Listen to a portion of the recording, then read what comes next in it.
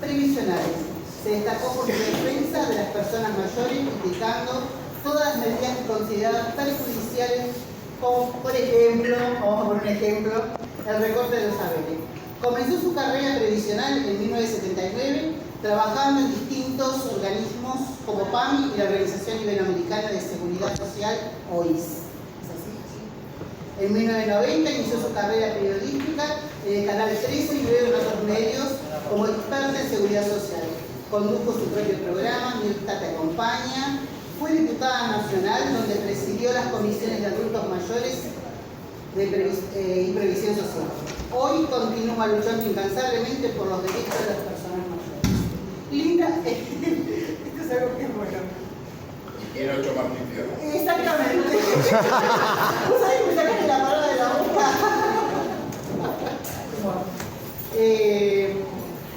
Ahora continúan las compañeras que van a hacer la locución. No sé qué puede hablar. Íbamos a hacer la presentación general, pero bueno, ya la presentación. Bueno, yo la presento.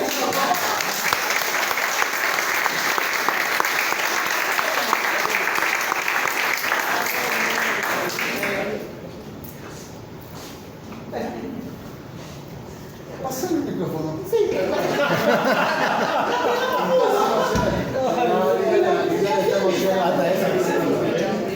ah, bueno.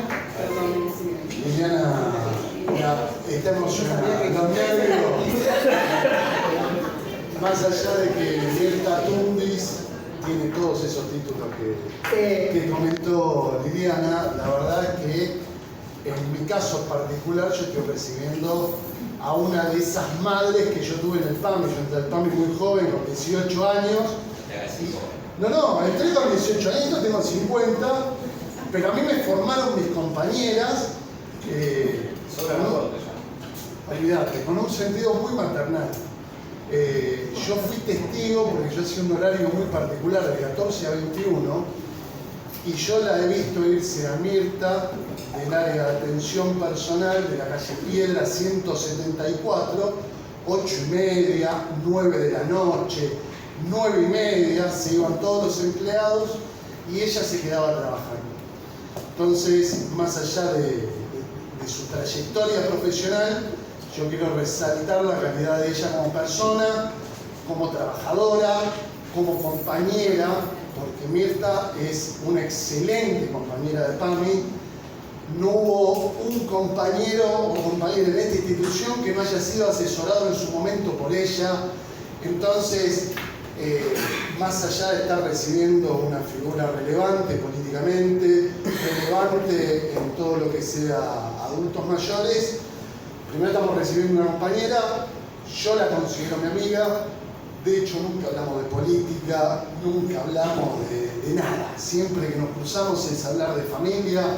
Trabajé con los hijos y la verdad, lo que siempre bregamos con este gremio de su formación es recuperar un espíritu que supo tener el PAMI de familia, que ese espíritu lo formaba la gente que integraba el PAMI.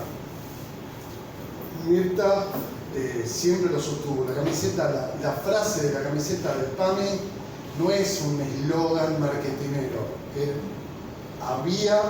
Hay compañeros y compañeras que tienen la camiseta puesta. Pero yo a Mirta la conocí de verdad con la camiseta puesta. Porque ella entraba a trabajar a la mañana, se escapaba al mediodía a hacer el noticiero, volvía, se quedaba hasta la noche. Entonces, es muy difícil pasarle algún tipo de facturas a personas tan rectas. Pero no rectas solamente en el ámbito público. En la intimidad de PAMI, Mirta era una compañera más. Y la verdad era de las que yo conocí que más trabajaba. Entonces, y ni hablar lo que sabe del sistema previsional argentino, porque lo conoce de adentro, lo conoce de afuera, su labor en el Congreso con la presentación de una cantidad enorme de proyectos. Entonces, el orgullo de recibir una compañera y el orgullo de recibir una persona que sabe de lo que habla. No inventa, no tiene un discurso político. Ella realmente quiere mejorar el sistema previsional argentino y yo creo que hay que escucharla. Entonces, reitero, es un enorme orgullo que haya venido de mí.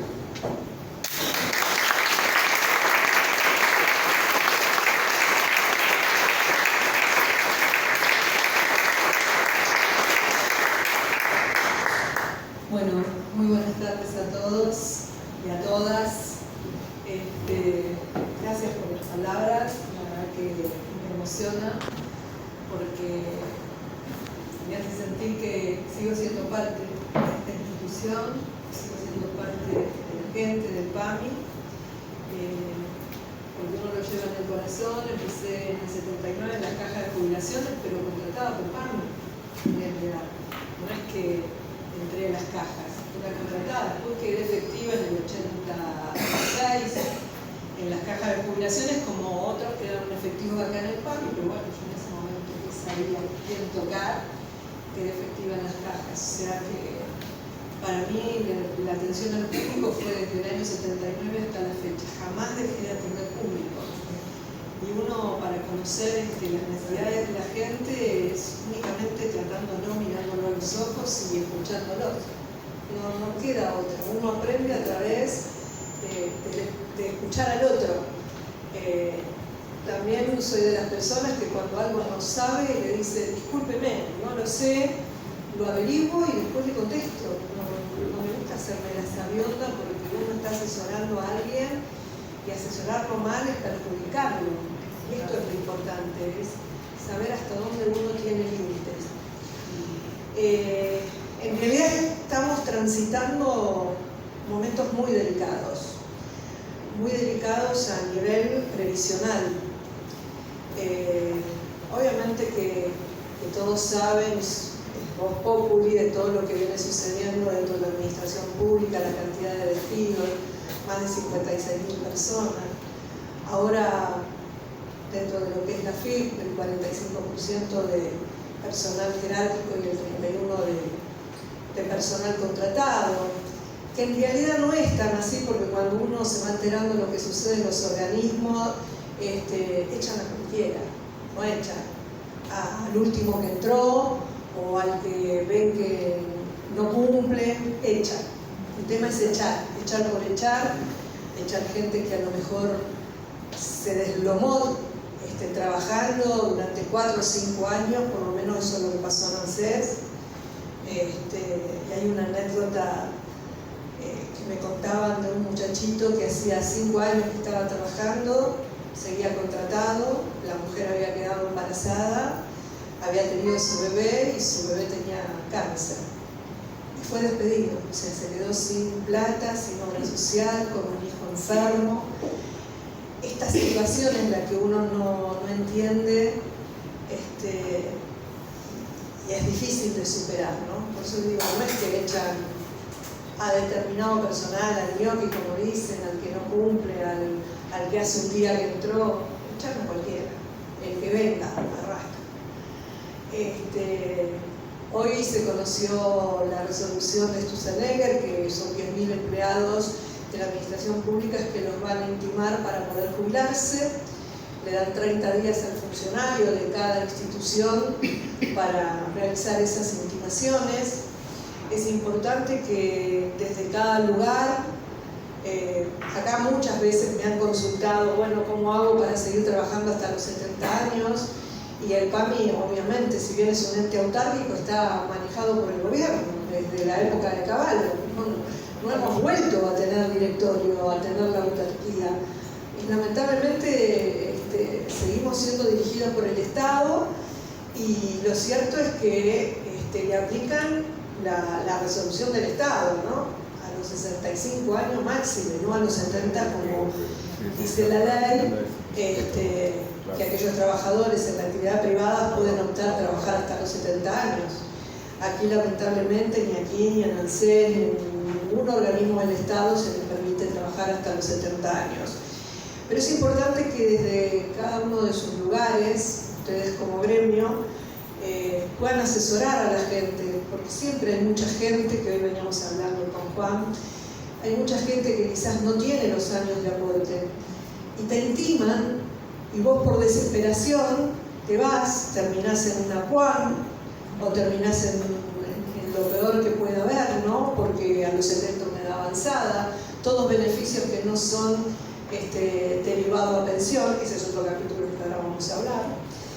Entonces es muy importante que cada uno aprenda a tratar, o sea, a tratar de resolver el problema al otro.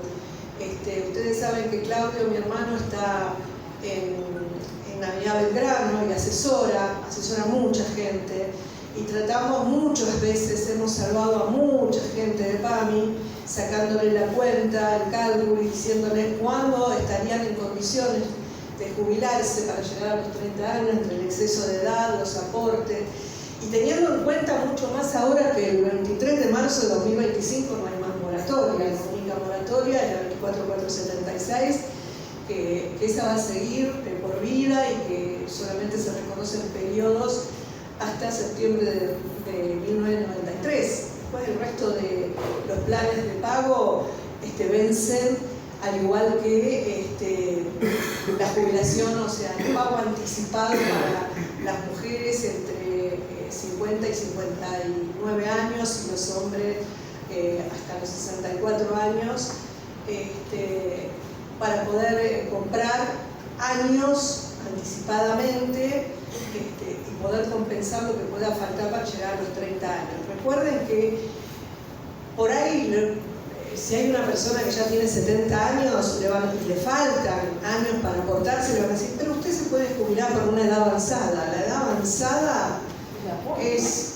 No, la edad avanzada son 10 años de aporte dentro de los 8 últimos 5 con aporte, ¿sí?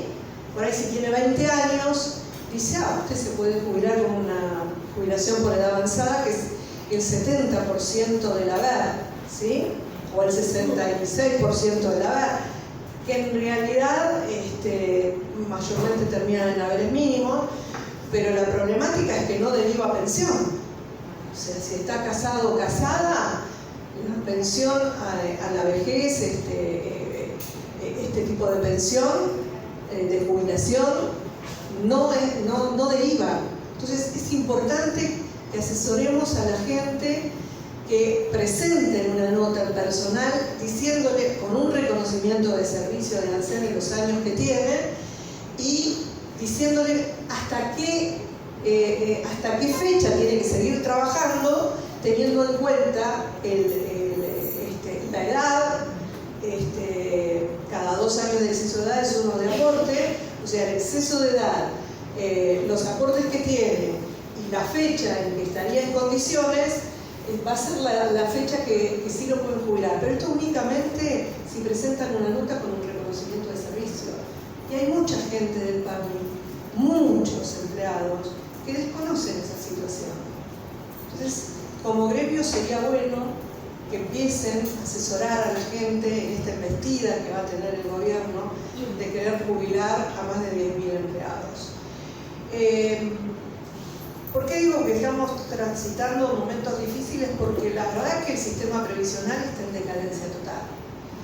Hoy tendremos 1.1 de aportantes para cada jubilado, cuando estaríamos necesitando como mínimo 3 o 4, que hace años que no lo tenemos. También tenemos que ser sinceros, hace años que no tenemos esta cantidad de relación de aportantes.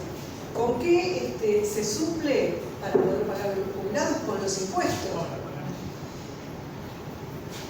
Se dice que la recaudación es muy buena.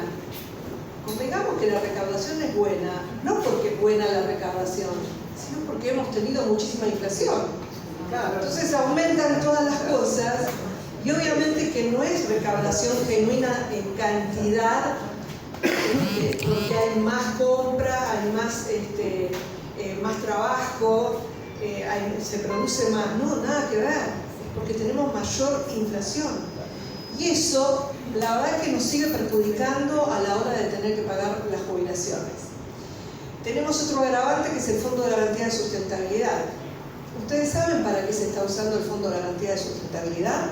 O sea, no se usa más para darle préstamo a los jubilados, no se usa más para darles viviendas y poder, que es para los fines que existe. La ley dice invertir en viviendas, invertir obviamente en plazo fijo, invertir en moneda extranjera, invertir en acciones, que es el mayor capital, un capital en acciones que hemos perdido con Caputo y con el que estaba al frente en la época Duhovne era el ministro de Economía, Blaquier, que estaba al frente del Fondo de Garantía de Sustentabilidad, con el cual tuve una charla porque estaba muy nervioso, porque me encuentro con que llega una notificación que iban a hacer negocios con la parte de Kuwait, ¿no? Toda la parte árabe, con los árabes. Entonces, obviamente que el Fondo de Garantía, la ley prohibía tener un nexo con empresas extranjeras. Y había un jugador de tenis o fútbol, de tenis, ¿no? Con el cual había cierta relación con Macri y con estas empresas árabes, donde habían hecho una unión con habían triangulado. El Fondo de Garantía iba a hacer inversiones con esta empresa argentina, que esta empresa argentina le iba a mandarle los fondos a Arabia y a Kuwait para que los árabes vengan a invertir en obra pública en Argentina con la plata del fondo nuestro de garantía de sustentabilidad. Cuando envié una nota a Cancillería, envió a la Oficina Anticorrupción, Blaquier me manda a llamar, muy nervioso, que no se había hecho, la nota estaba. Y la canciller dice, no, pero por acá no pasó. Todo el mundo se lavó las manos, pero gracias a Dios con el periodista Ramón Indar se pudo parar esa operatoria donde se iban a chupar todos los fondos. Y en ese mismo momento Caputo pide vender con la reparación histórica las mayores acciones, las más importantes, que se venden a 4 pesos y a pocos días estaban a más de 100 pesos, así que se recontra benefició con acciones que estaban prohibidas en su venta. Por eso digo, todo el mundo habla, pero nadie toma conciencia de lo que se hicieron con el fondo de los jubilados. Se hicieron desastre. El Fondo de Garantía de Sustentabilidad es un fondo anticíclico. Por si el Estado entra en cesación de pago, que casi lo vemos. Casi lo vemos. ¿Quedó algo de eso? Sí, quedó algo. Pero ese Fondo de Garantía de Sustentabilidad está sosteniendo el dólar. Por eso se lo chupó el Estado. Y es algo que la gente no lo sabe. Dejaron de dar los préstamos, dejaron de dar la vivienda, y ese fondo está sosteniendo el dólar. No es maravilla del gobierno, es maravilla del Fondo de Garantía. ¿No se alguna nota que nos pueda decir por algún tiempo? Sí, ya lo dije, pero bueno, lo que pasa es que tenemos medios, la gran mayoría de los medios sostienen la economía y la propuesta de este gobierno. Entonces, es difícil, tiene que haber un periodista que tenga ganas de empezar a investigar y a hablar abiertamente, y no lo tenemos. Y lo cierto es eso, que lamentablemente tenemos desfinanciado el sistema, tenemos que el Fondo de Garantía no está para los jubilados, sino está para el Estado. De hecho, que habían planteado en su momento pasarlo al Tesoro, algo que tiene que estar prohibido porque por ley es lo que se recaudó de los aportes de los trabajadores que habían creído en las AFJP. Pero bueno, hoy ¿cómo estamos? Estamos con que tenemos 9.600.000 aportantes entre autónomos y trabajadores de relación de dependencia, cuando debiéramos tener más de 16.000, más de 16 millones. Eso nos muestra la disparidad de que no se sostiene el sistema y que obviamente con los impuestos se trata de pagar.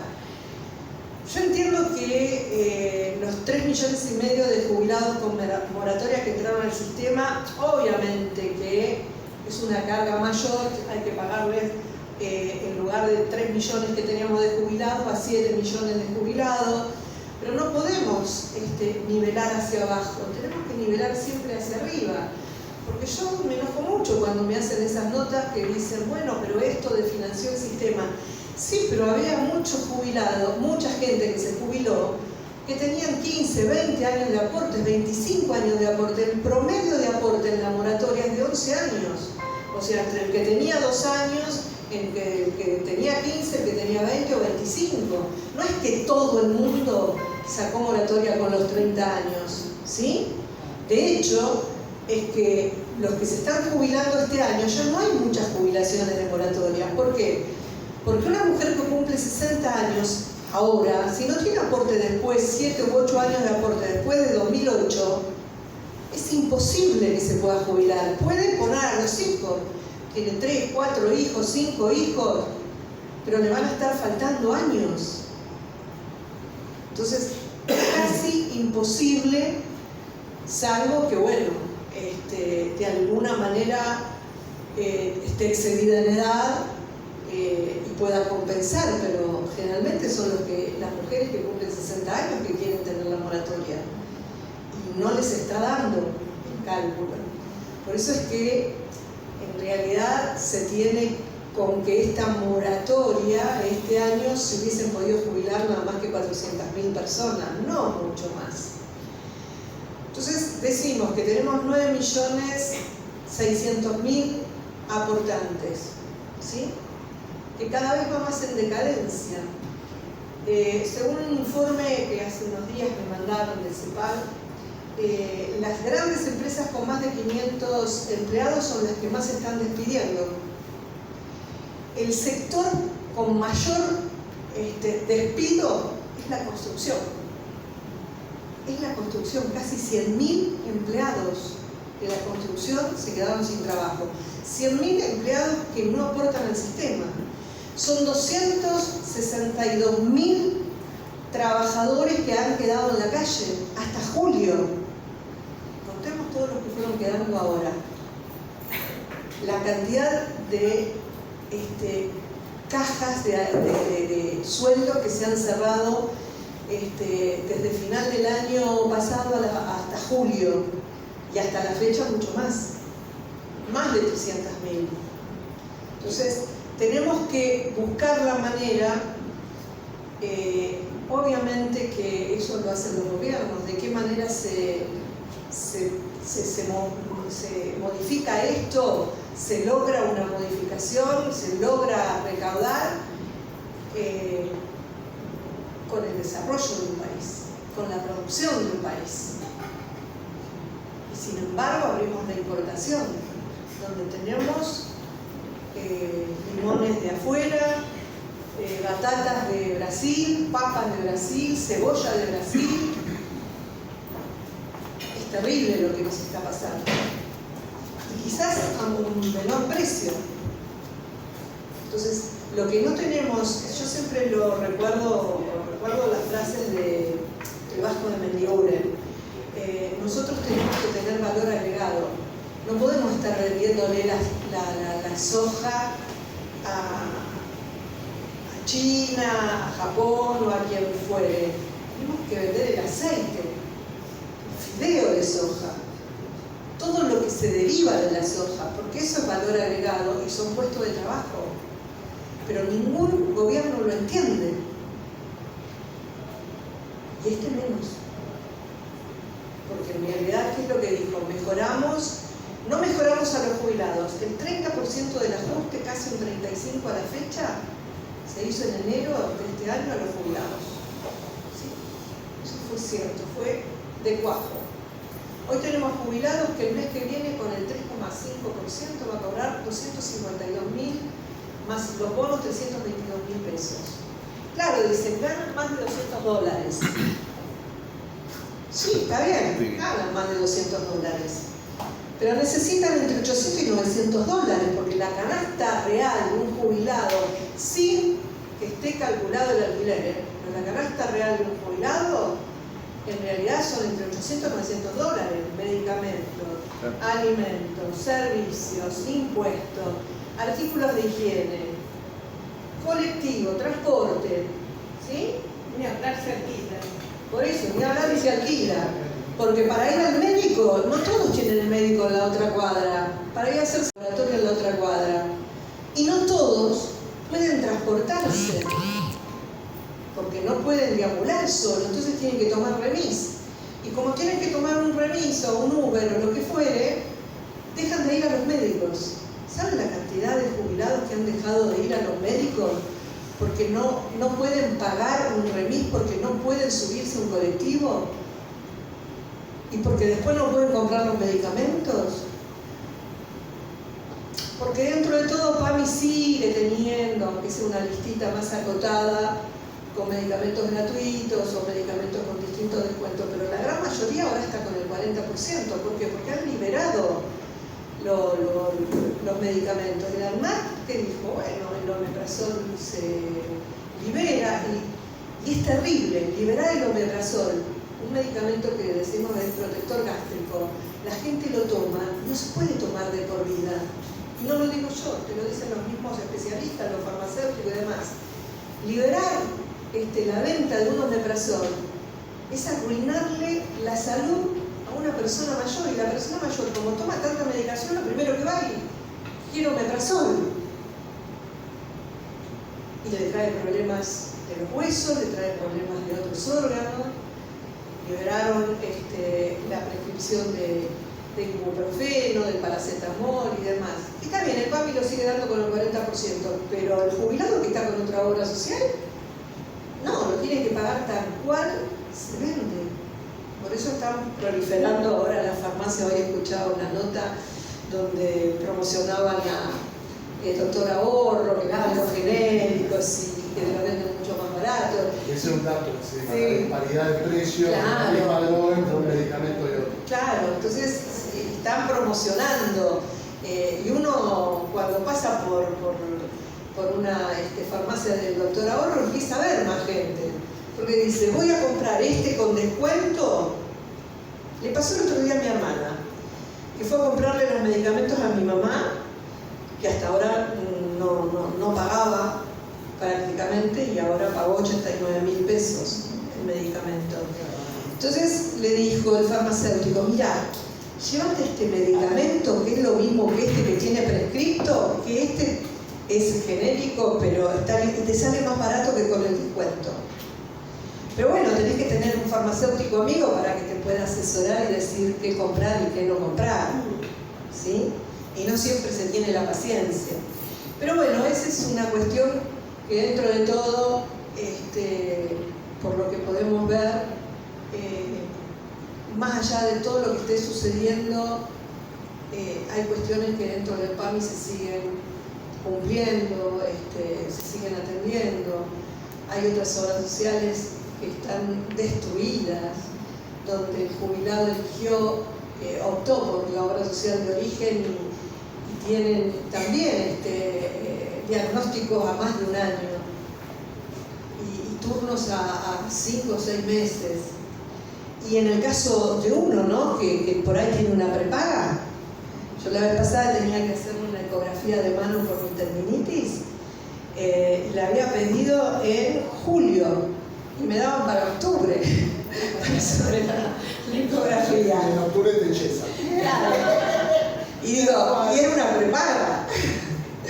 Por eso, pero lo que más me preocupa en realidad es lo que va a pasar con nuestro sistema previsional de ahora más, porque sinceramente con la nueva ley laboral, donde tenemos al socio colaborador, donde va a ser monotributista, o sea, cada vez vamos a tener más trabajadores aportando monotributo y menos con cargas sociales en relación de dependencia.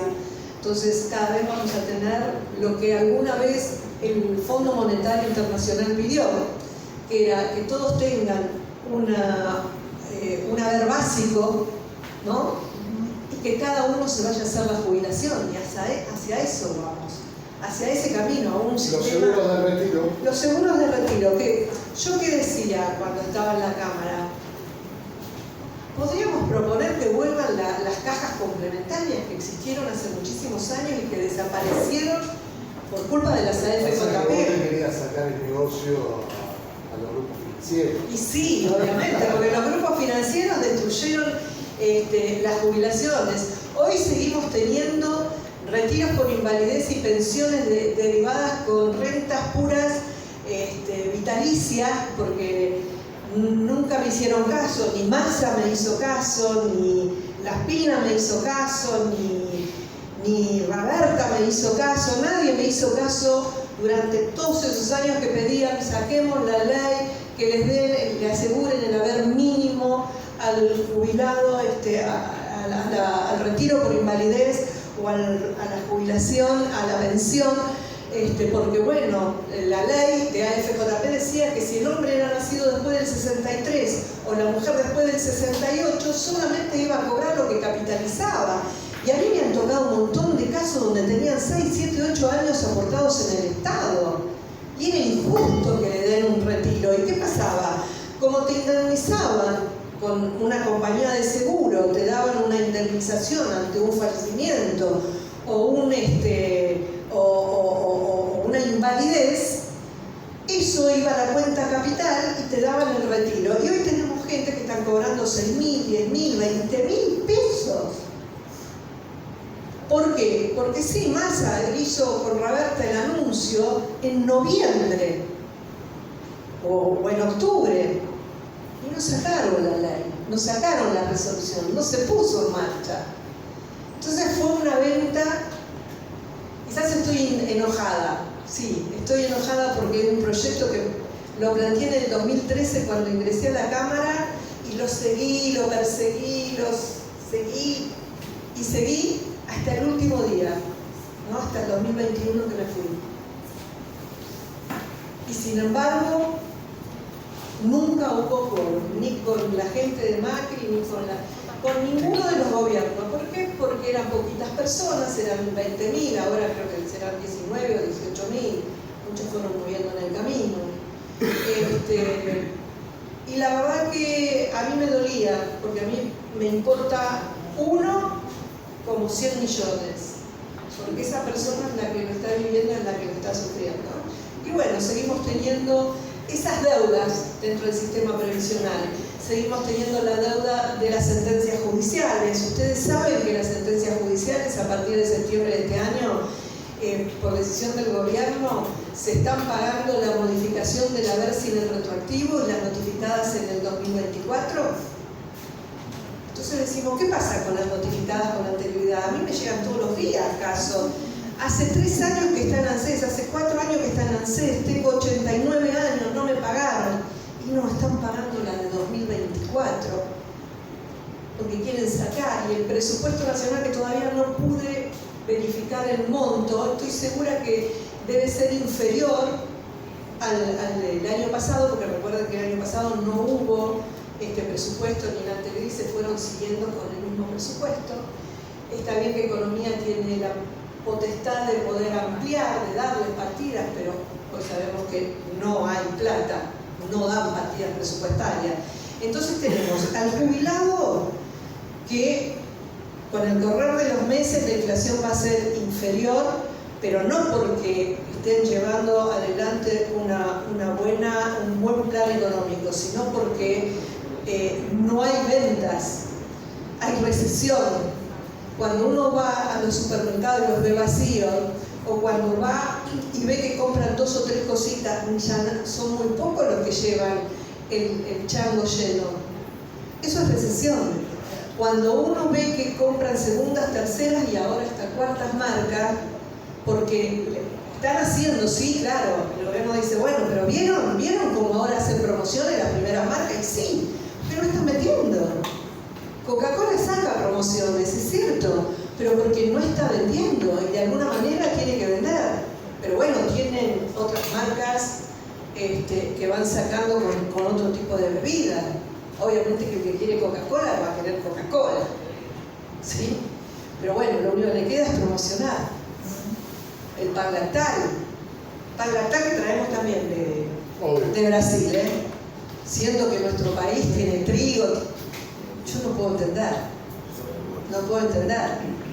ya lo hicimos en otra gestión, donde cambiaban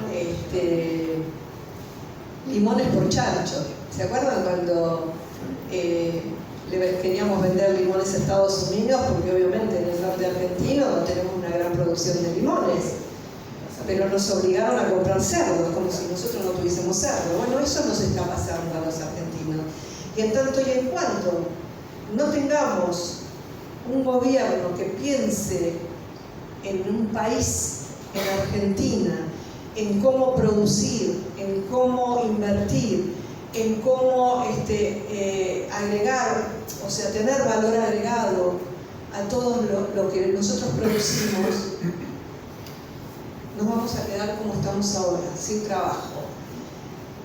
Y la gran mayoría va a empezar a trabajar por monotributo. Y el monotributo, que no tiene derecho a aguinaldo, que no tiene derecho a vacaciones, que obviamente va a terminar en una jubilación mínima, va a llevar a lo que quería el gobierno. Bueno, que cada uno comience a hacer aportes a un sistema privado, que no lo llamarán AFJP, lo llamarán de cualquier otra manera, pero va a ser un sistema privado, porque el que paga monotributo o autónomo sabe que no va a cobrar más que una jubilación mínima. Entonces, ¿qué dice? Bueno, voy a aportar a un sistema privado, a un seguro, para poder tener una jubilación mejor. Como ahora, con la nueva ley de trabajo, los que siguen trabajando se tienen que pagar el desempleo, ¿sí? O sea que, en definitiva, si hacemos un raconto breve de la situación previsional, cada uno se va a tener que hacer la jubilación. Es así, no queda otra. Claro, volvemos al colchón. Volvemos al colchón, bueno, pero viste que... Sí, ¿no viste que Caputo que dijo, saquen los dólares del colchón y empiecen a pagar los servicios y demás? Yo entiendo que hemos tenido épocas muy duras. Los jubilados, desde que yo empecé en la caja de jubilación en el año 79, nunca estuvieron bien. Siempre, en la década del 80 comenzaron a reclamar. ¿Por qué? Porque empezaron los juicios, teníamos la Comisión de Previsión Social, no existía la Cámara Federal de Seguridad Social, existía la Comisión de Previsión Social, y si no después la Corte. Entonces cuando cobraban mal, porque teníamos una ley maravillosa, lástima que no la supieron llevar adelante. La ley 18037 fue la mejor ley de jubilaciones, y dicho esto por expertos de la OIS, expertos de España en su momento, cuando estaba en vigencia la ley. ¿Por qué? Porque la ley decía, está bien, tenía falencias que te decía 15 años de aporte y 15 por declaración jurada. No, bueno, eso desfinanciaba también el sistema. Después pasaron a 20. Y después fueron modificando algunas 22 años y el resto de los 8 años por declaración jurada. Pero tenía algo muy bueno, que decía que se tomaba los 10 últimos años aportados para determinar el haber, pero de esos 10 años, los 3 mejores, no los 10 peores, o los 10 buenos y malos, los 3 mejores. Y de ahí dependía la edad que se iba. Si el hombre se iba a los 60 y la mujer se iba a los 55, le daban de ese promedio, de los 3 mejores, el 70% del haber. Si se iba a los 57 años y el hombre a los 62 años, le daban el 78% del haber. Si se iba a los 59 años la mujer y a los 64 años el hombre, le daban el 80%. Y si se iban a los 60 y a los 65, le daban el 82%. Y ahí salió lo que reclaman los jubilados, el 82% móvil. ¿Por qué? Porque la ley 18037 tenía un artículo de movilidad donde decía que si el trabajador, o sea, si el gremio o la actividad que había desempeñado el trabajador ahora jubilado y el que estaba en actividad subparitaria le daba un 10, un 15, un 20% de aumento, tenía que ir, el jubilado de muchos años recuerda eso, tenía que ir a pedir el certificado a la empresa de cuánto ganaba lo llevaban, yo estaba en Alsina 250 y recibía esas certificaciones, lo llevaban a las cajas. Te interrumpo Sí. un segundo. Cuando, con la ley 18037, ¿cuál era el nivel de desocupación que había en Argentina? Teníamos 3 aportantes. Cuando yo empecé a entrar, empecé en las cajas jubilaciones, teníamos 5 activos para un pasivo. Te estoy hablando del 79, estábamos en plena época militar también, ¿sí? Ya en la década del 80 bajó, teníamos 3. Y después siguió bajando. Hoy tenemos 1.1, 1.2. ¿Sí? Los cuatro. Esa es la gran realidad. Y bueno, en ese momento iban con ese certificado de lo que estaba ganando la persona en su puesto y se hacía con lápiz y papel, se hacía a mano, no teníamos computadora. Al mes siguiente cobraban el aumento los jubilados. Por eso, yo a veces me canso de explicarles que el jubilado sigue con el 82% móvil. El 82% móvil era con esa movilidad de la ley 18037, pero no era el 82% móvil del sueldo, porque los únicos que tenían 82% móvil, de acuerdo al sueldo en actividad, eran los empleados estatales que tenían la ley 22955 y otras leyes similares, la 24016, la 24018, que bueno, son pensiones especiales y demás. Pero el resto del trabajador común tenía el 70% móvil, se aumentaban en actividad, el 78, el 80 o el 82% móvil.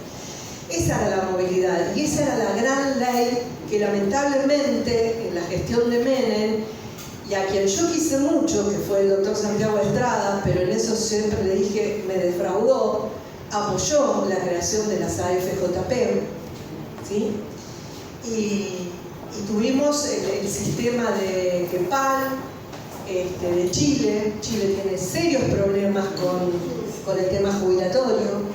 Cuando estaba en Bachelet, vino a estudiar el sistema argentino cuando volvimos en el 2008 al sistema del CIPA, al sistema nuevamente del Estado, para ver cómo solucionaba el problema, porque claro, ¿qué pasaba? Las AFJP hicieron lo mismo, hacían o hacen lo mismo que hacían acá.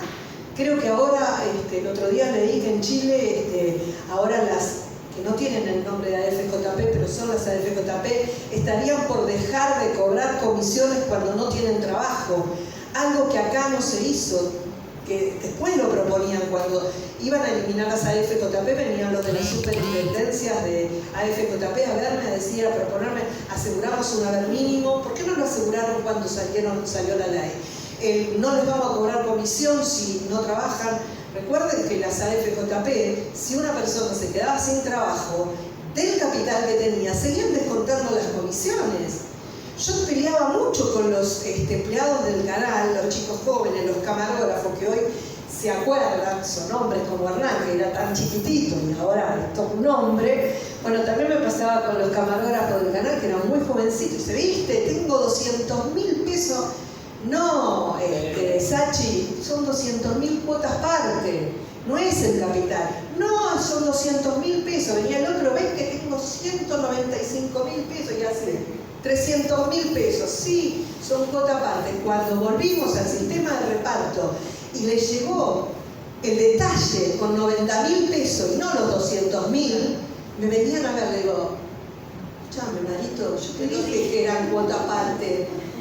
Le digo, porque vos te participaron en las pérdidas y no en las ganancias, porque nació un sistema corrupto y esto es lo que tenemos que evitar y tratar de trasladarle a los jóvenes, que son los que más van a querer un sistema privado, que tuvimos el ejemplo, que ese sistema nació corrupto, primero porque a mí me venían a ver a PAMI ahí en Avenida de Mayo, a pedirme el listado de los empleados de PAMI de mayor categoría, les daban relojes, les regalaban plata, les regalaban viajes, les regalaban pelotas de fútbol.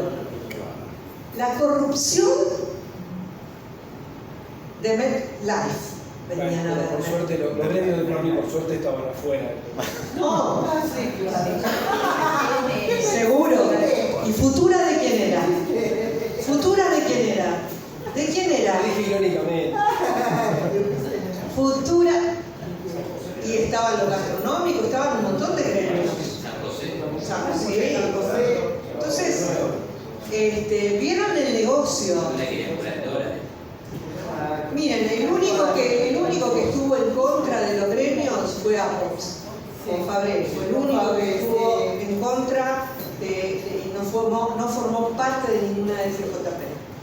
Pero Futura, yo recuerdo haber estado en la CGT con Recalde y demás, y estaban todos los delegados sindicales y secretarios generales, y dije, dejémonos de bromar, porque también fueron cómplices ustedes.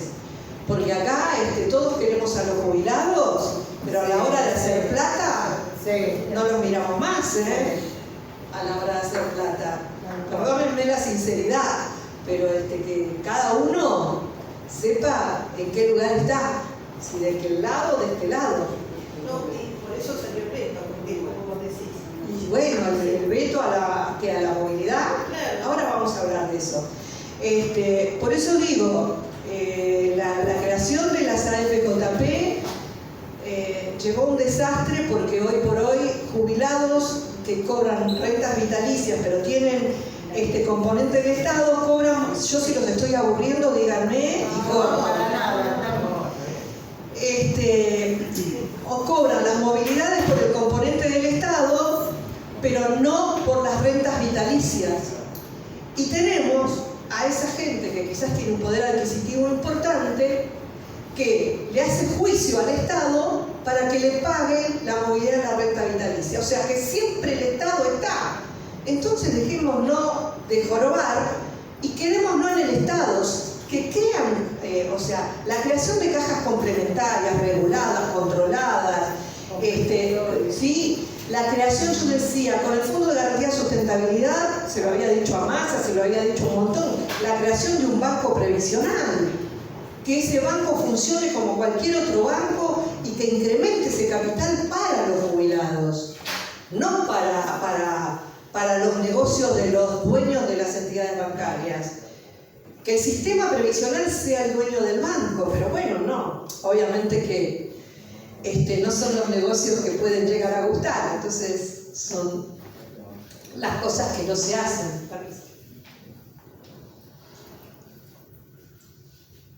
Hoy tenemos más de 7 millones de jubilados y pensionados y tenemos estos 9.600.000 que aportan. Imposible de sostenerlo. Una pregunta en ese sentido.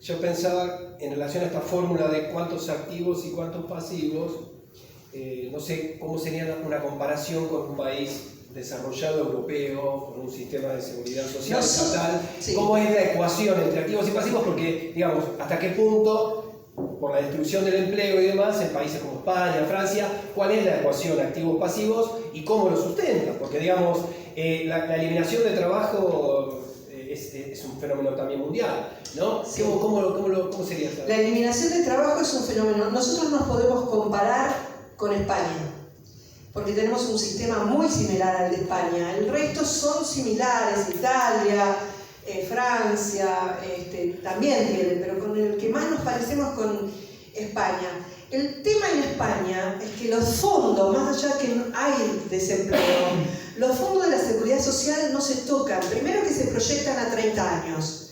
O sea, ellos cada vez que hacen un presupuesto, el presupuesto de seguridad social se proyectan a 30 años de los gastos que puedan llegar a tener. Primero. Segundo, todos los fondos que tienen que ir para jubilaciones y pensiones no se utilizan ni para pagar asignaciones, ni para pagar programas, es un delito. Es solamente para jubilaciones y pensiones. Y tercero, que ninguno en España, por lo menos te hablo, que conozco la situación, ningún empleador se animaría a no pagar los aportes previsionales. No existe el tema de no pagar aportes, porque las multas son altísimas. Los impuestos se pagan y los aportes se pagan. Y el autónomo paga, no es que deja de pagar. Ese es el tema, esa es la diferencia. Nosotros, nuestros fondos de la seguridad social se utilizan para un montón de cosas. ¿Está bien sostener sectores? Sí, yo no digo que no, pero para eso está el Tesoro Nacional. Y ellos se agarran con que, como van impuestos al sistema previsional, también tienen derecho a utilizar esos impuestos para pagar el progresar, las asignaciones, la UH, la de esto, la otro. No, lo de seguridad social tiene que ser pura y exclusivamente para seguridad social. Y controlar las empresas. O sea, entiendo que lo que tiene que haber es lo que vienen prometiendo todos los gobiernos y ninguno lo hace. Ninguno. Que es tratar de reducir la parte tributaria. Nosotros tenemos más de 160 impuestos que la gente, el empleador, no sabe a quién pagar. Entonces, ¿qué dice? Pago los impuestos porque si no, no puedo trabajar y dejo las cargas sociales y no las pago. Y ahí es donde se joroba el sistema, ahí es donde se joroba la gente cuando se tiene que ir a jubilar que no tiene los aportes. Otra de las cosas, los convenios que hacen las empresas o las pymes o lo que sea. Yo te pago el sueldo de convenio y te doy por montos no remunerativos o te doy en sobre aparte. Entonces yo gano 1,5 millones, pero la verdad que me declaras 500.000 pesos. Yo a veces me enojo cuando me hacen notas y demás, digo, pero ¿ustedes se preguntaron por qué hay tantos haberes tan bajos, haberes mínimos? Porque es imposible. Si el otro día escuchaba que un chico estaba ganando 300 o 400.000 pesos, si sigue con ese, o grande, ¿con cuánto piensan que se van a jubilar con un sueldo así? Con un haber mínimo. El monotributo aporta, no sé, como 26.000 pesos o 32.000 pesos, de los cuales a Seguridad Social van 9.800 pesos. Un trabajador que gana 500.000 pesos paga 55.000 pesos de su aporte y el empleador 80.000. ¿Ven la diferencia? Entonces, se está desmembrando el sistema y tenemos una reforma laboral que dice el socio colaborador en empresas chicas y demás, van a ser, la mitad de los trabajadores van a ser monotributistas y no van a ser penalizados. Y un empleador que no hace los aportes no es penalizado.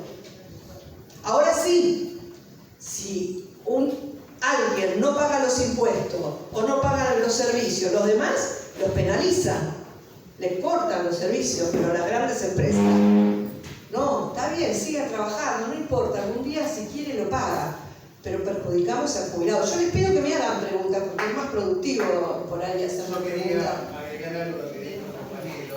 Sí. Tiene que ver más que nada no solo con una crisis que creo de los sistemas previsionales en el mundo, no solo por esta cuestión de la falta de regulación o la liviandad con lo que existe hoy las fuerzas productivas y la carencia de aportes jubilatorios, sino también el envejecimiento de la Sí, población. totalmente. La pirámide está totalmente invertida. Hay mucha, tenemos muchos adultos y pocos jóvenes, porque ya se regula, los matrimonios se regulan en cantidad de chicos que quieran tener y muchos ya ni quieren tener hijos. Entonces, ese es el grave problema a nivel mundial. Sí, es cierto.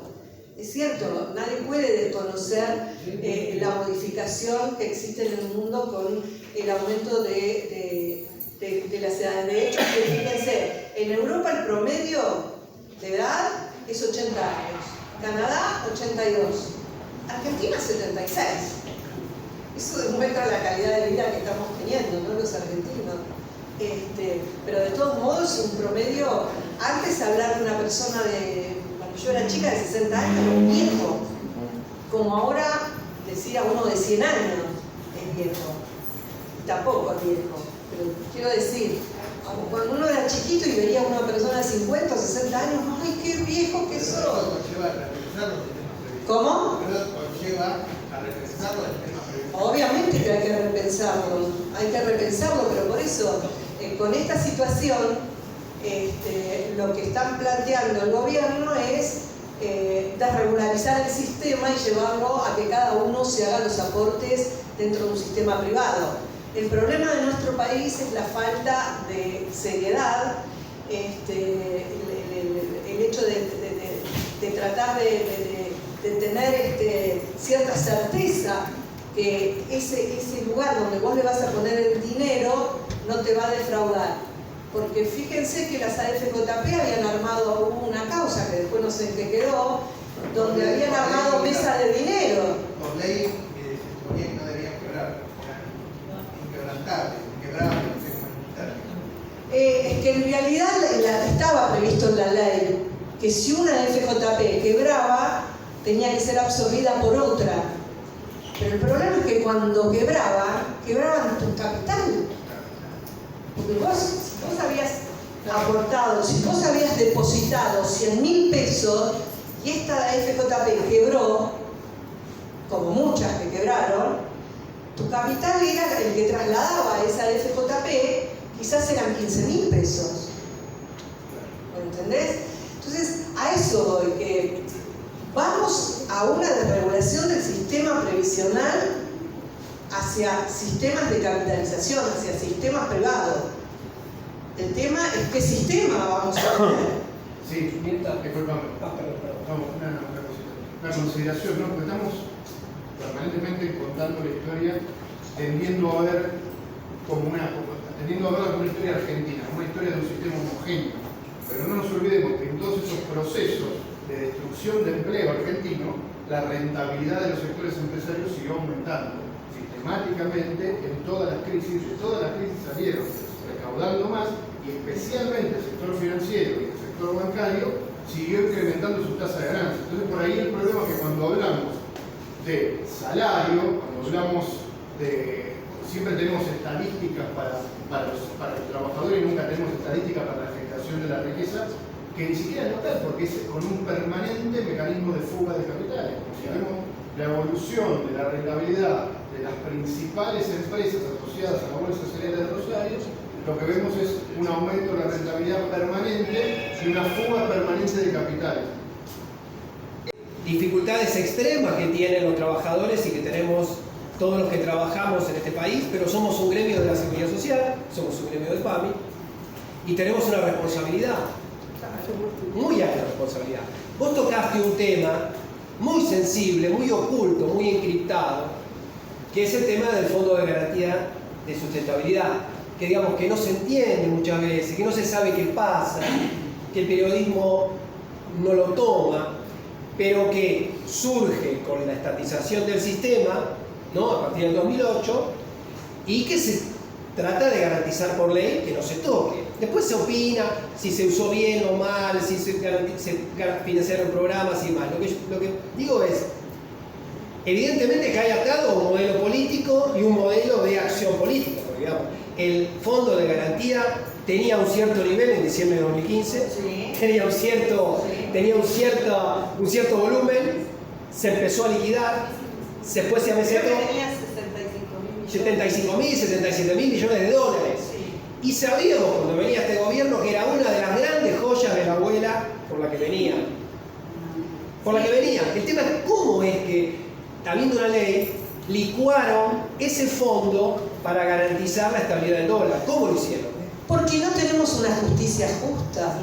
Porque los jueces sabemos que se van inclinando y van cambiando figuritas con esto de que le van a sacar la ley de jubilaciones especiales a los jueces y demás. Ya van a hacer algún cambio de figurita. Entonces, el problema de nuestro país es que hay jueces muy buenos, pero hay jueces que yo lamentablemente falleció la doctora Argibay, que estaba en la corte, porque esa sí era una señora. Esa sí que era una señora. Los que están ahora dejan mucho que desear. Dejan mucho que desear porque se van inclinando de acuerdo a las necesidades. Porque que tienen ellos, no que tiene el pueblo. Porque en un país normal, alguien, un presidente, un gobierno, hace lo que está haciendo este gobierno, apoderarse del Fondo de Garantía de Sustentabilidad para sostener el dólar.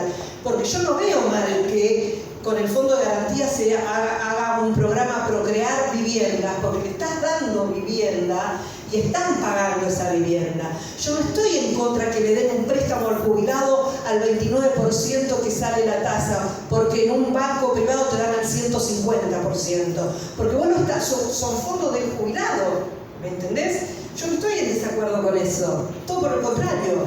Sí estoy en desacuerdo en esto, porque cuando fue la reparación histórica, el Fondo de Garantía lo vaciaron para pagar, porque se fueron de mambo, porque no supieron hacer las cosas, y ya te digo, vendieron las mejores acciones. La ley decía, no se pueden vender acciones, podés vender un 5% de la cartera accionaria, pero siempre y cuando sean acciones de una empresa que está a punto de quebrar o que está en litigio, y que debía controlarse si esa que estaba por quebrar o que estaba en litigio era comprada por alguna otra empresa, ¿sí? Y hacer disimular para poder vender sus acciones porque estaban en quiebra. Sin embargo, Caputo le dijo a Blaquier, vendeme estas acciones que son mías, son de mi empresa, y se las vendió a 2 mangos con 50. Entonces, estas cosas pasan en este país nada más. Porque cualquier persona o sector de jubilado o un abogado privado hace una presentación por desfalco ante la justicia, y esto se investiga y van preso. Acá no pasa nada. Entonces, por eso acá nunca va a pasar nada en tanto y en cuanto no tengamos la idoneidad judicial, es decir, estas cosas se pagan con cárcel. Con las empresas, o sea, uno dice, ¿cómo sostenemos el sistema? Es que lo paguen las empresas, grandes empresas que se han llenado de guita con todos los gobiernos habidos y por haber. Entonces que le pongan un impuesto, porque ahora, hoy estaba escuchando, se disolvió la FIP, se crea la agencia esta federal aduanera y van a poner un impuesto. El tema es a quién va, menos mal que van a sacar el impuesto y se iba a cortar el brazo. Yo todavía lo veo con los 2 brazos, pero dicen que van a poner un impuesto. Yo el impuesto que digo que tienen que poner son a las grandes financieras que se llenaron de plata y a las grandes empresas, las multinacionales. Porque vos fíjate que a Roca le da, como lo han sostenido, y le dan participación en el gobierno, en las empresas. Ahora Macri le dan vaca muerta. El lobo lo pusieron A comerse los corderos. sí, en el gallinero. Entonces, esas son las cosas que pasan en nuestro país y es muy difícil de decir. ¿Y cómo solucionamos esto? Teniendo justicia. Que vayan presos quien agarre la plata de los jubilados. Con mentalidad de argentinos. De decir que las nuevas generaciones puedan participar en política, pero que piensen en función del país, no en función cuánta plata me voy a llevar al bolsillo. Porque es así. Porque les importó un bledo aumentarse el sueldo a los diputados. Yo les digo, mi último sueldo en el 2021 como diputada fue 181.000 pesos. Yo gané, no tengo jubilación máxima. ¿Por qué?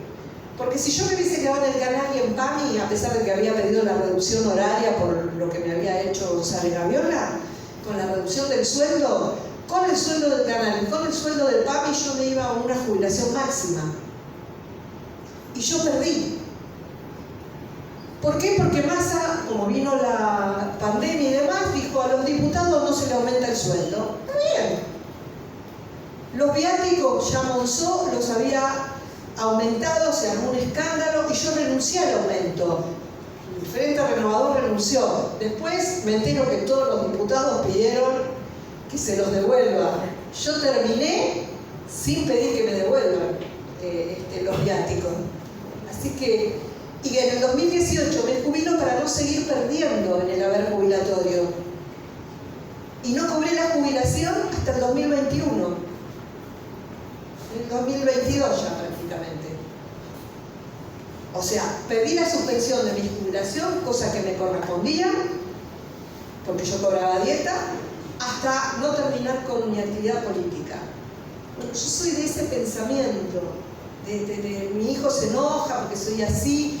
Bueno, yo no me voy a hacer ni más rica ni más pobre, mientras llegue a fin de mes está todo bien. Vivo en Matadero, no tengo auto. Yo doy fe que hace las compras ella misma en el supermercado. Porque la plata no hace a la persona.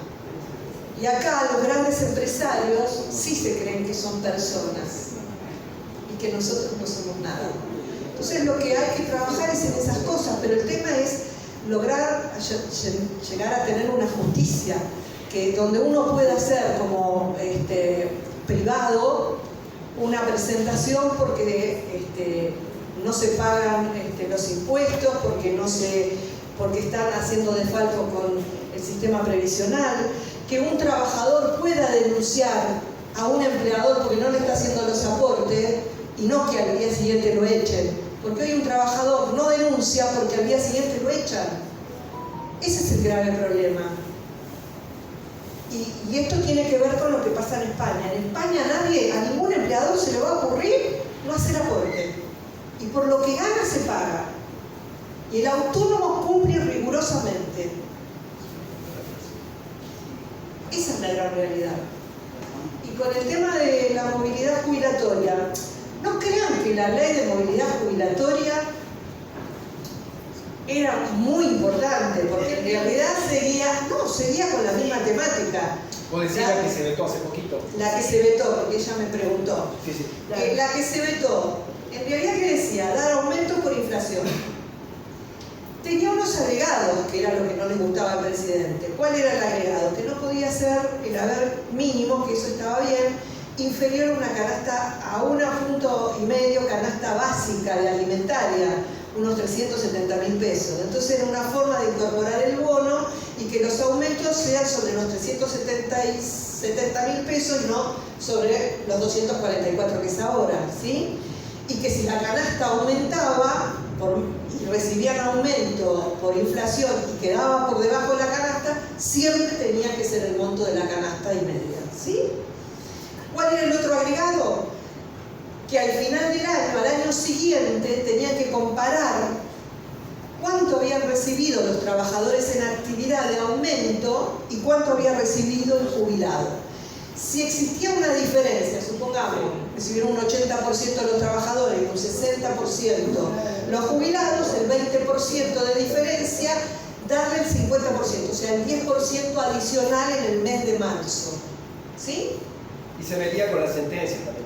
Claro, y el último punto era que le daban 6 meses de plazo para liquidar todas las sentencias judiciales. Obvio que no le interesaba. Ese era el tema. Por eso vetó también. Obvio, por todo eso. Claro. Por todo, porque de los Por todo. 40 al 70 ese respiro hace que Y el sí, jubilado pueda hace. comer. Claro. Era incorporar el bono legalmente, algo que no está hecho y que no sabemos si un día dicen dejamos de pagar el bono. Y de hecho Queros, la semana pasada que estuvo en la Cámara, dijo que el año que viene va a seguir siendo de 70.000 pesos el bono. Está congelado. Se va a llegar en un momento que Se no va va a a servir licuar. para nada. Ahí veo que están bostezando y creo que los estoy aburriendo. Nos estamos deprimiendo. Que nos está dando una buena noticia. No, ustedes me pidieron un panorama de la situación. Una película de terror. ¿Ustedes qué veían? ¿Algo diferente? O sea, que hace poco. Porque en el año 74 hubo 3 economistas que fueron Eber Hellbach, Cliver Macenas y Alfredo Gómez Morales. Con estos 3 economistas pulverizamos la inflación del 80% de campo. Y teníamos el 4% de desempleo y el 4% de pobreza y el 10% de desempleo. Ahora es una barbaridad. Tenemos 55% de pobreza, 20% de violencia, 12% de desempleo. Es terrible. Es terrible. Por eso, le dicen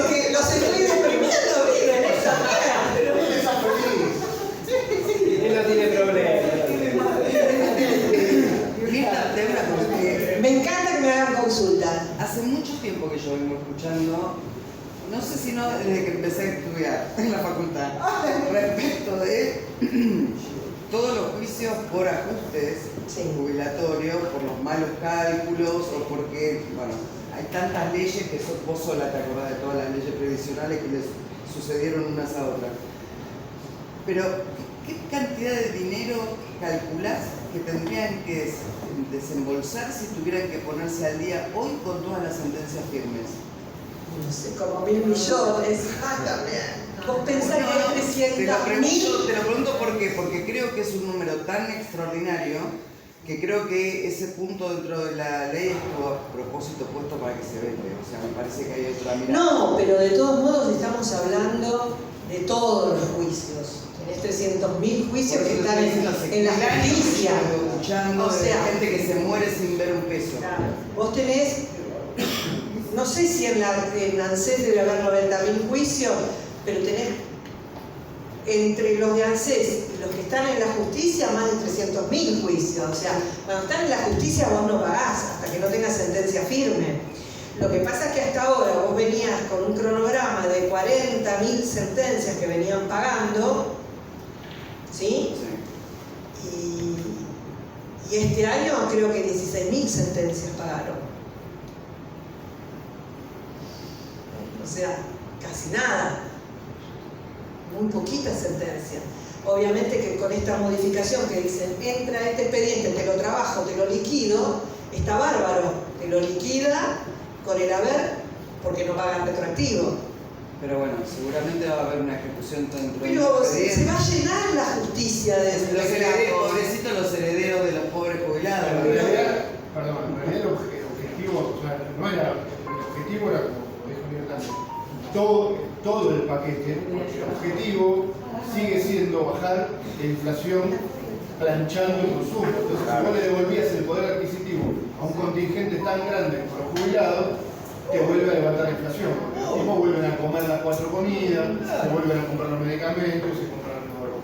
Entonces, el objetivo es que los grandes contingentes sociales no puedan gastar un mango, que si tienen dólares se los coman. O sea, los ingresos del mercado reventando. Ese es el objetivo de la macro, pero no es una sospecha.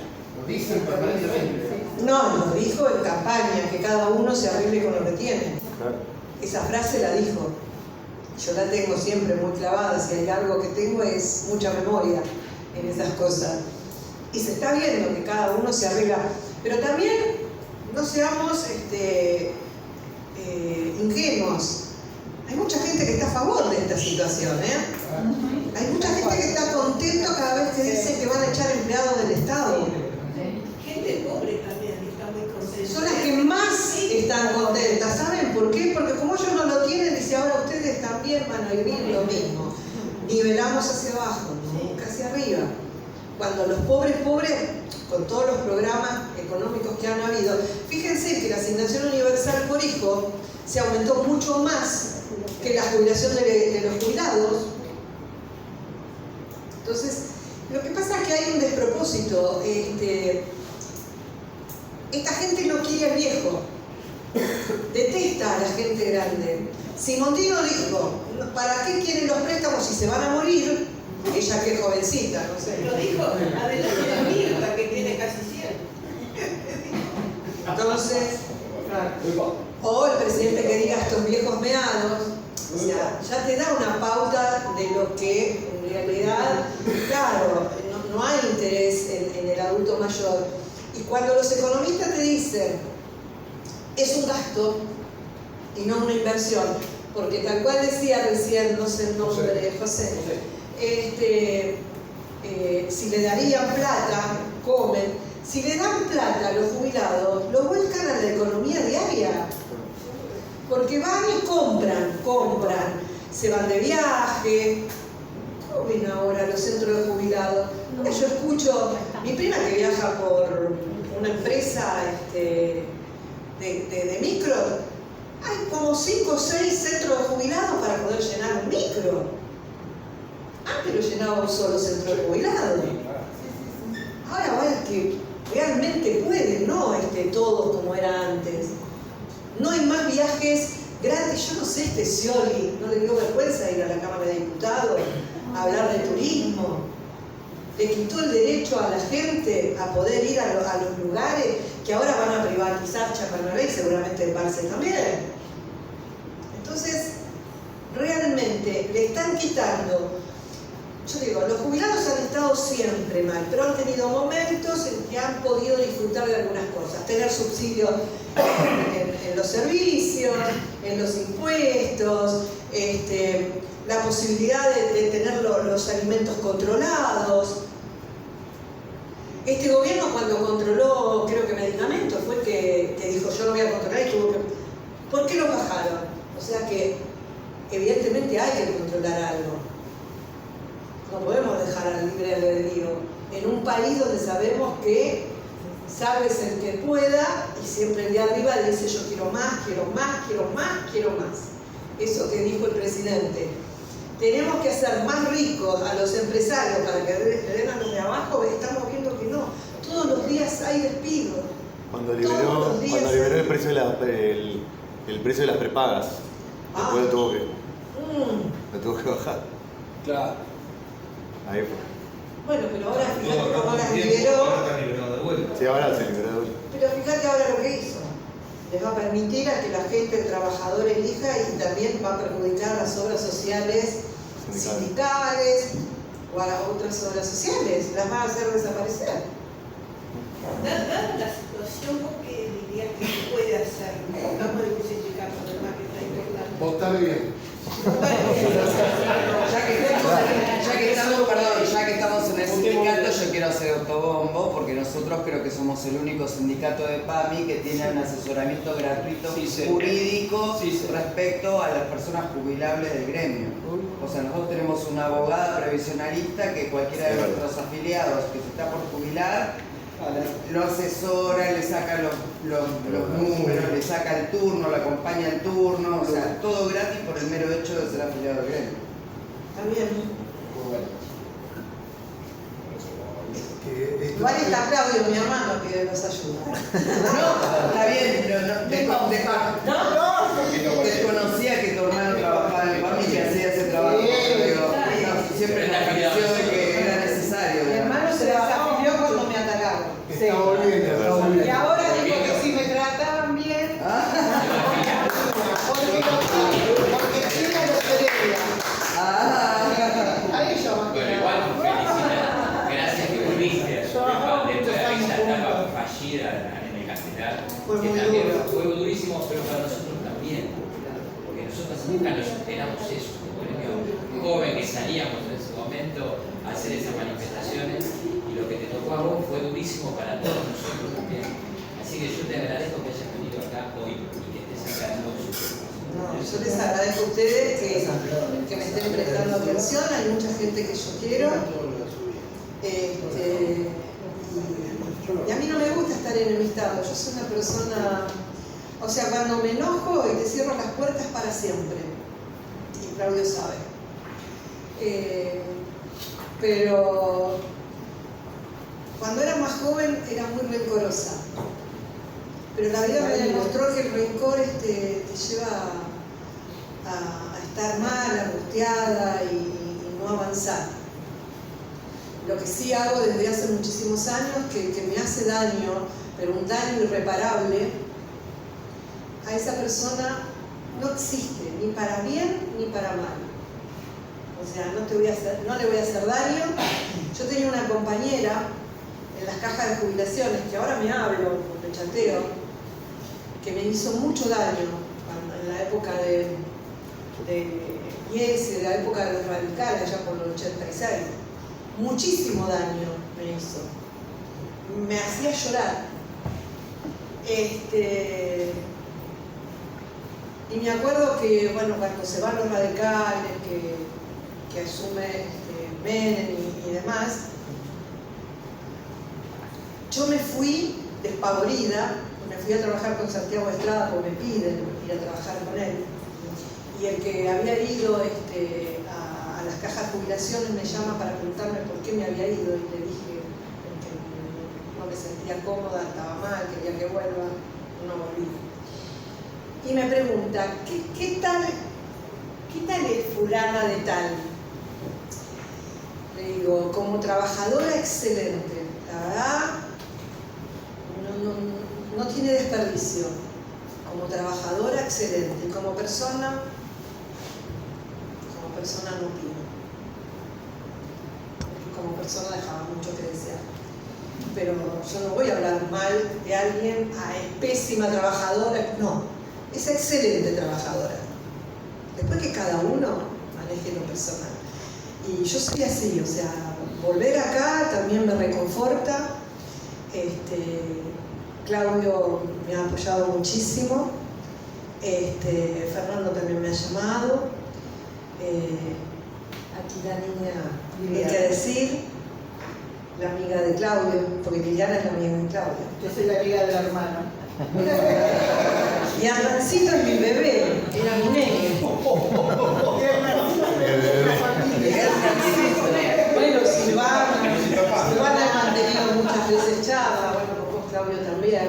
Así que para mí es un placer y agradecerles que me hayan convocado, que me valoren para dar charlas y demás.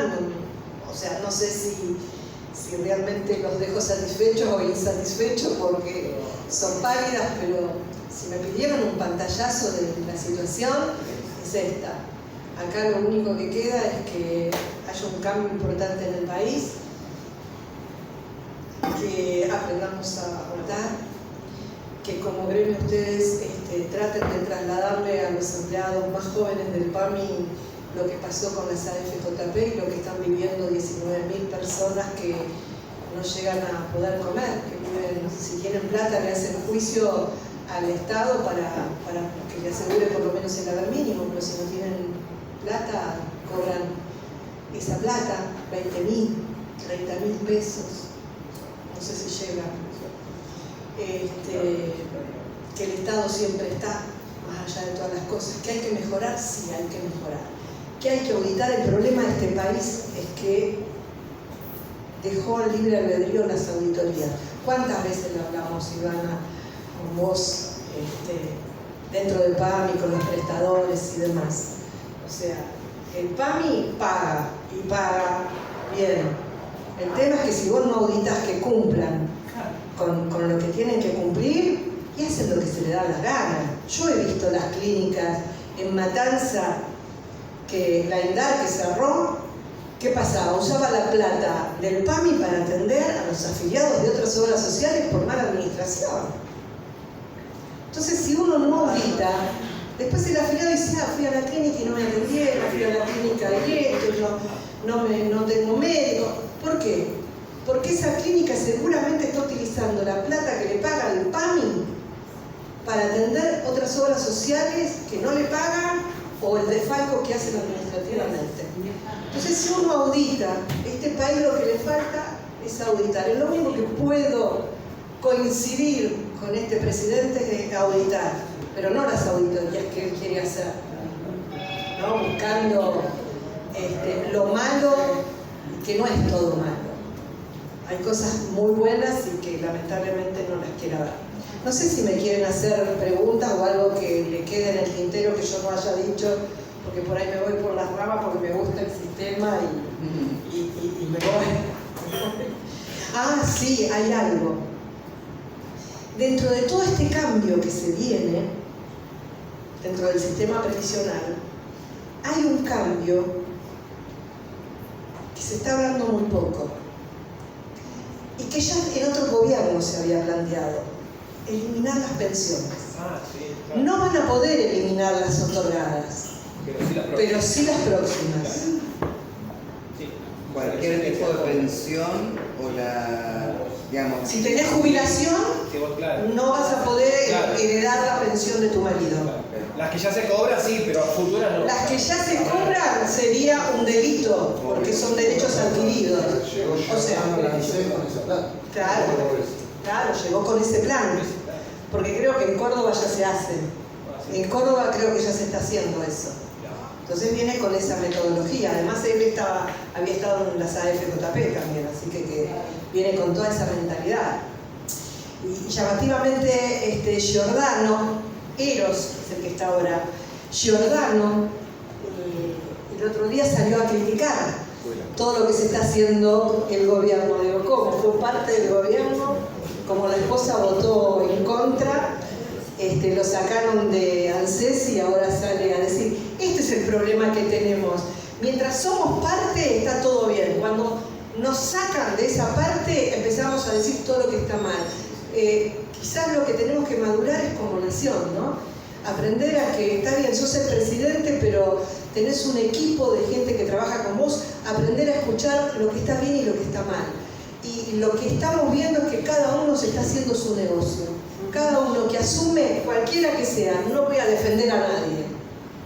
Quiero que les quede claro, no defiendo a nadie. Cada uno hace su negocio. ¿Sabes por quién? Yo cobro la pensión de veterano de guerra. Mi marido era veterano de guerra. Sí. ¿Eso también lo van a sacar? No. No, es un derecho adquirido. Y no te van a poder sacar. Lo que va a pasar es que el día que te jubiles y sumada las dos supera el máximo del haber, que es 1.600.000 ahora, el mes que viene te la van a topear. Pero ahí está, si al topearte el haber, si la quita que te hace supera el 15%, vas a la justicia y lo ganás. Siempre hay que mirar esas cosas. O sea, cuando vienen acá, y más en los sueldos de acá de ANSES y los de PAMI, que por ahí hay muchos matrimonios acá, y cuando, bueno, se unifican la jubilación y la pensión, siempre termina superando el haber máximo. Lo que hay que plantear es eso, en la superación, en el topear de los dos saberes. Si en la quita que le están haciendo superó el 15%, ahí a la justicia. Es un hecho ganado, porque ya hay jurisprudencia más no poder. No, eso aplica también cuando es una jubilación genuina, sin pensión, el tope. Sí, el tope está. O sea, vos el haber jubilatorio quizás con los aportes te dio 2 millones de pesos, vos tenés un tope, vos no podés cobrar más de 1.600.000. ¿Sí? Y ahí también tenés derecho a hacer juicio. Siempre que se topean los saberes y en ese tope que se aplica la quita supera ese 15%, a la justicia. Como me decían, las malas liquidaciones. Las malas liquidaciones son por los índices de actualización que se vinieron aplicando. Y el índice que se aplica ahora es el del RIPTE, así que antes era del precio al consumidor, que por ahí era un poquito más alto, ahora después del RIPTE, bueno, el RIPTE es de las remuneraciones de los trabajadores estables, entonces quizás no te da tanto, por eso la movilidad. Ustedes fíjense, si hoy no sé a quién se lo decía, creo que a Fernando, si hoy hubiésemos continuado con la movilidad de la fórmula anterior, que el año pasado ya dio baja por el hecho de la inflación que teníamos, que terminamos con una inflación del 12%, porque el 25% ya fue del gobierno porque fue en diciembre. Hoy un jubilado del haber mínimo estaría cobrando más de 50.000 pesos más, o sea, 52.000 pesos más en el haber jubilatorio. ¿Sí? Sin embargo, esta inflación, la gente se obnubila, dice, no, está muy bien que cobro por inflación, pero el mes de noviembre va a cobrar un 3,5% y en el mes de diciembre por ahí cobra un 2%. ¿Me explico? O sea, va a llegar un momento que se van a dar cuenta que no van a tener más aumentos casi. No lo van a ver el aumento.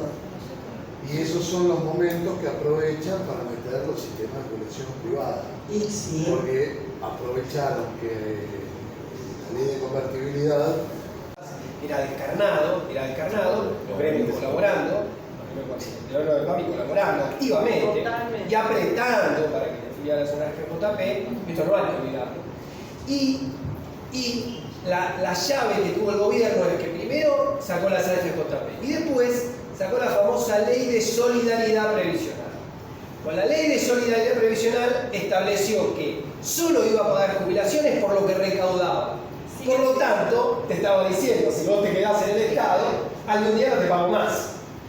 Entonces, esa fue la que a mí me terminó de convencer, digamos que bueno, ya está, me están empujando, por la edad que tenía en ese momento, a terminar optando por algo que verá la FJP de Nación y demás.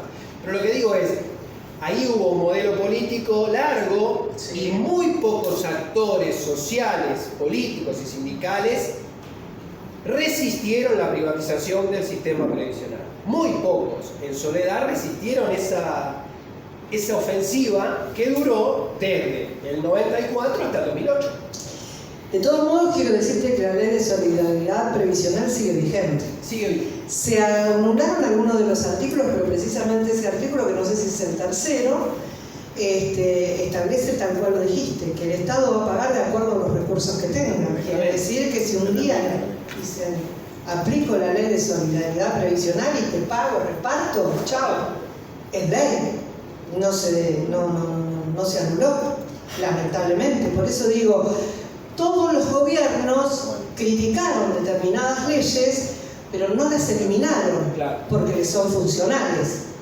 ¿Sí? Entonces tenemos que aprender a hacer mea culpa en las cosas que están bien y en las cosas que están mal. Esa es la realidad. Yo lo que les quiero proponer a ustedes como gremio, porque van a tener la fortaleza quizás de tener audiencias con distintos diputados y demás, promover de última la creación de las cajas complementarias. ¿Sí? Volver a las cajas complementarias para que le paguen esa diferencia del sueldo.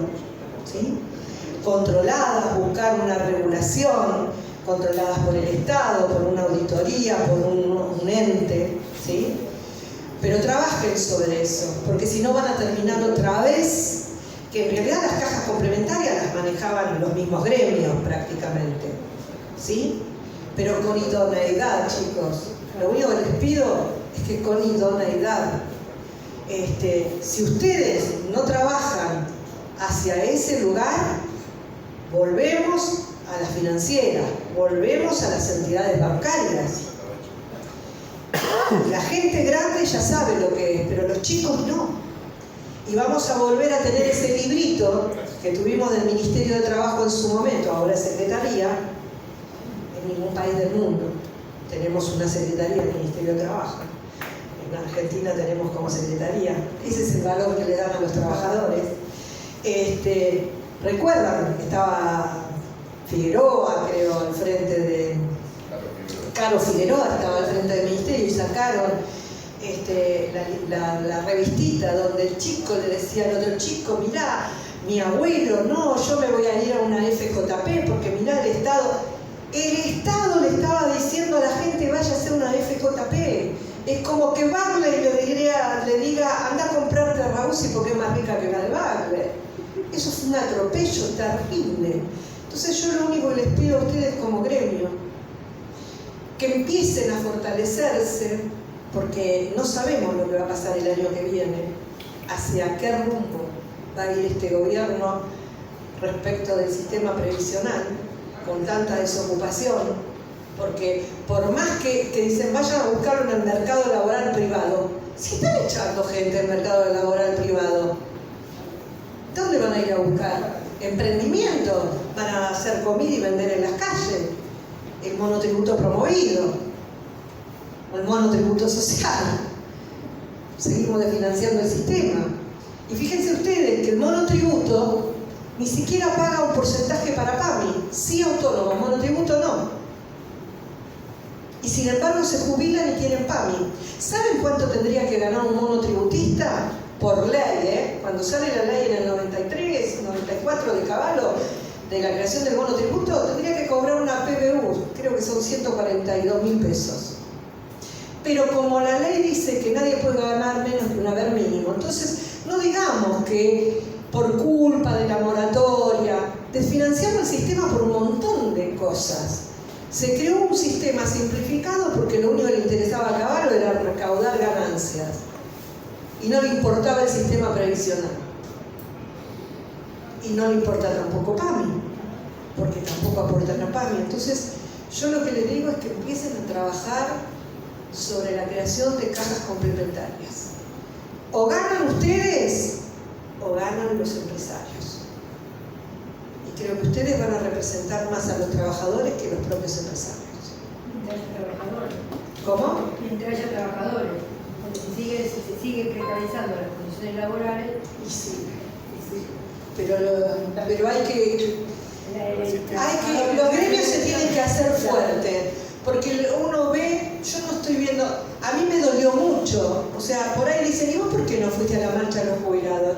Yo no voy por un montón de cosas, porque no estoy en condiciones de salud, me tengo que cuidar mucho, cualquier infección, cualquier virus que me agarro es fatal, porque me sacaron el año pasado del vaso y estoy expuesta. De hecho, que estuve toda la noche 38 de fiebre y yo dije, ay, que se me pase algo medio afiebrada, pero quería venir. Y segundo, porque no estoy en condiciones de que me vuelvan a escrachar, porque mi linfoma fue por un estrés emocional. Entonces no estoy en condiciones. El otro día me trató medio jodido Tomás Méndez por la radio porque me llama el productor para pedirme disculpas por lo que me había... No, a mí ni me importó. Dice, tuviste mucha paciencia. No, porque necesitan un referente. Los jubilados, como que yo me tenía que ofrecer como referente. No estoy para esas cosas. Aparte hay sectores de jubilados muy politizados y yo no quiero entrar en política. Ya ven que no hablé de política, hablé en general de las buenas cosas y de las malas cosas, momentos buenos, momentos malos, o sea, sueldo indirecto que se ha dado por lo que expliqué, a quitarles todos esos sueldos indirectos, ¿no? Plata indirecta que entraba al bolsillo, ahora no la tienen, pero a uno le llama la atención cómo están tan tranquilos y me dicen, ¿cómo puede ser que no vayan los jubilados, que no protesten? Porque también están cansados, porque saben que no pasa nada. Y me dolió no ver a la CGT ahí, sinceramente, vi algunos gremios, pero no he visto a la CGT apoyando a los jubilados. Entonces, cuando yo le dije a Daer, a quien quiero mucho, aprecio mucho, pero le dije, están formando un sindicato, que Cristian D'Alessandro estaba formando un sindicato. Dice, no puede haber ningún sindicato fuera de lo que es porque la CGT tiene una secretaria de la tercera edad. Pero no veo que actúe la secretaria de la tercera edad representando a los jubilados. Entonces, esas cosas son las que a mí me duelen cuando veo que piensan para su bolsillo, para su estructura, y no piensan en el otro. Nunca nada más genuino que el sketch de Tato Bores con Martín, ¿no? Le decía, póngase en mi lugar, hasta que Martín se puso en su lugar y cuando iba, que era sindicalista, y cuando iban los empleados, no, pero entienda que no puedo. Entonces, ese cambio, o sea, ¿defendemos a los trabajadores o defendemos nuestro poder? Ustedes no defiendan el poder, defiendan a los trabajadores.